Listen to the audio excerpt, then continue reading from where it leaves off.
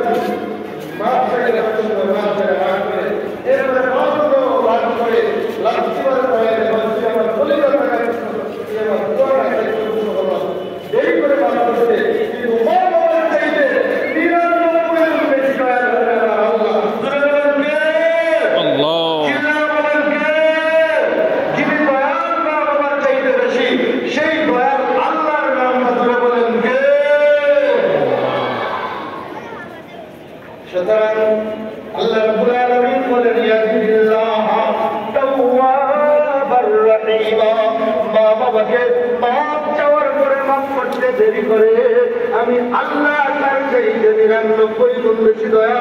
তুমি বান্দা আমার কাছে মাপ চাইলে মাপ চাইতে দেরি, মাপ করতে দেরি না।